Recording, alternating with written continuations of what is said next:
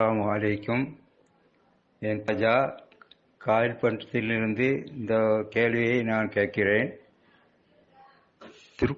திருக்குர்ஆனை ஓதுங்கள், ஒரு எழுத்துக்கு 10 நன்மை என்று எல்லா உலமாக்களும் சுன்னத்து ஜமாத் என்று சொல்லிக் கொள்பவர்களும் சொல்கிறார்கள்.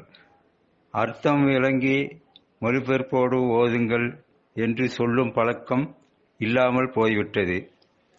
குர்ஆனில் அடிக்கடி நிறைய இடங்களில் அல்லாஹ்வுக்கு இணை வைக்காதீர்கள், என்னையே வணங்குங்கள், என்னிடமே உதவி தேடுங்கள் என்ற வாசகங்கள் இடம்பெறுகிறது.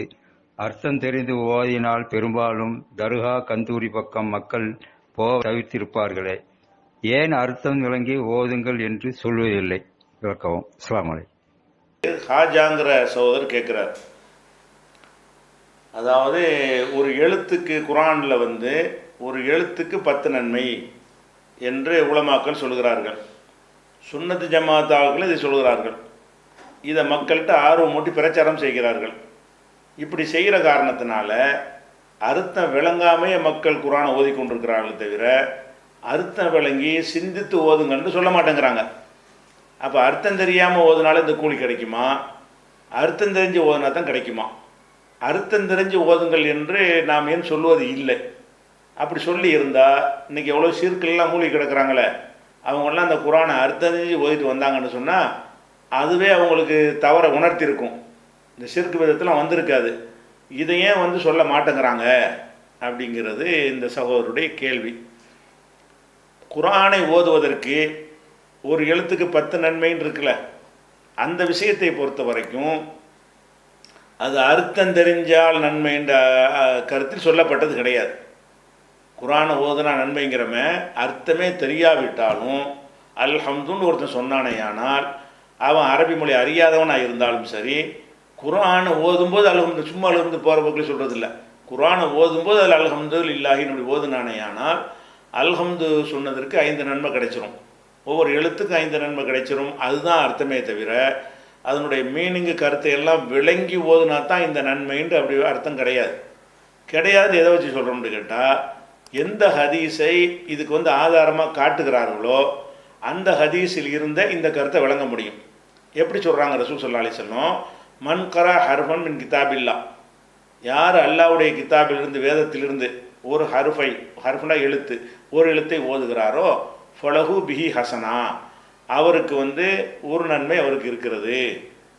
ஒல் ஹசனத்து, நன்மை என்று சொன்னால், அல்லாஹ்விடத்தில் நன்மை என்று சொன்னால் பி அஷ்ரி அம்சாலிஹா, அது 10 மடங்காகும். 10 நன்மை. ஒரு எழுத்து ஒரு நன்மை.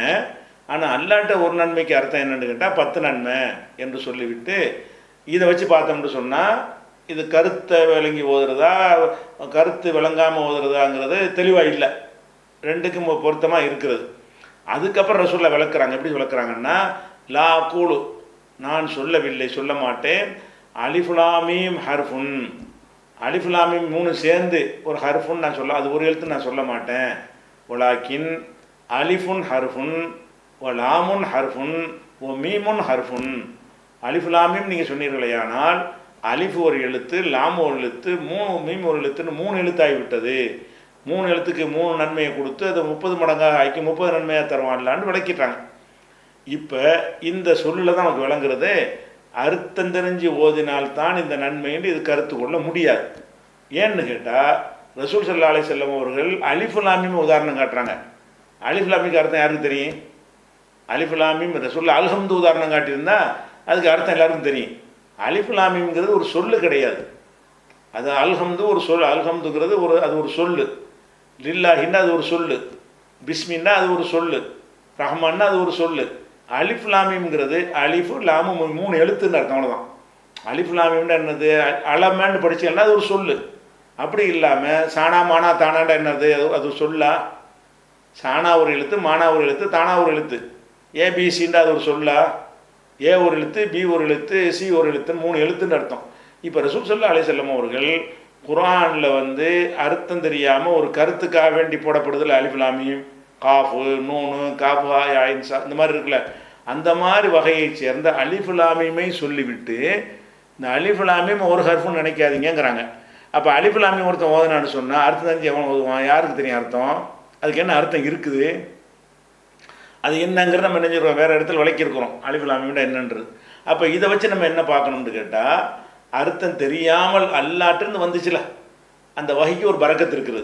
நீங்களா ஒரு மனிதனாக ஒரு சொல்ல சொன்னீங்கன்னா அதை போய் ஓதுறதுல பரக்கத்து இல்லை. அல்லாட்டிலேருந்து வந்த ஒரு வார்த்தையாக இருக்கும் பொழுது அதை நம்ம திரும்ப போடும் பொழுது அல்லாட்டிருந்து வந்த சொல் என்ற காரணத்திற்காக வேண்டி அதில் ஒரு கூடுதல் ஒரு பவர் இருக்கிறது, அதில் ஒரு சக்தி இருக்கிறது, ஒரு நன்மை இருக்கிறது என்ற அடிப்படை. அதனால தான் ஓதி பார்க்குறலாம் இருக்குல்ல, அது மாதிரி உள்ளதானே அதெல்லாம். அந்த மாதிரியான ஒரு விஷயம் இருக்கிறதுனால அலிஃப் லாம் மீமை உதாரணம் காட்டியிருக்கிறதுனாலையும் இந்த ஹதீஸில் சொல்வது எதை பற்றி சொல்லுதுன்னு கேட்டால், நீங்கள் அர்த்தம் தெரியாமல் ஓதுனால் நன்மைன்னு தான் சொல்லுகிறது. ஆனால் இதை மட்டுமே சொல்லி கொண்டிருக்கிறார்கள்.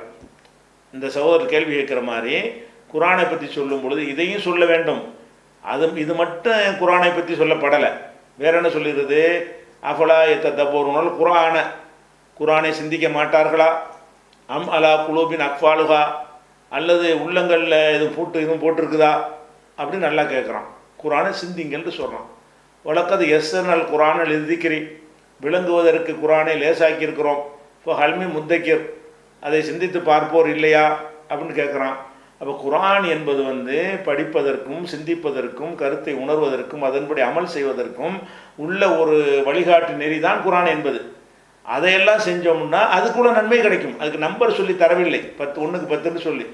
இதுக்கு நன்மை இருக்கும்போது அதை ஓதி விளங்கி செஞ்சால் அது உயிரோட்டமான ஒரு குரானுக்கு கொடுக்குற ஒரு முக்கியத்துவமாக இருக்கிறதுனால அதுக்கு அல்லாஹ் நாடிய அளவுக்கு நன்மையை தருவான்.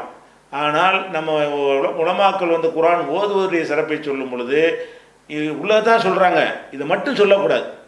இதை சொல்வதோட இப்படி ஓதுனா நன்மை இருக்குது, இதையே நீங்கள் பொருள் உணர்ந்து அர்த்தம் தெரிஞ்சு ஓதினீர்களேயானால், ஓதி அதை சிந்தித்தீர்களேயானால் அதுக்கு அல்லாஹ் கூடுதலாக நன்மை தருவான். ஏன்னு கேட்டால் அவன் சிந்திக்க சொல்கிறான், அவன் எதை வலியுறுத்துகிறானோ அதை செய்கிறதுக்கு நன்மை இல்லாமல் ஆக்குவானா?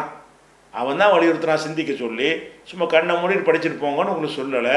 அப்போ சிந்திக்க சொல்லி அல்லாஹ் சொல்லியிருக்கும் பொழுது அதை ஒரு பயனற்றதாக அல்லாஹ் ஆக்குவானா? ஆக்க மாட்டான். அப்படிங்கிற ஒரு அர்த்தத்தில் பார்க்கும் பொழுது இதுகளையும் சேர்த்து சொல்லணும்.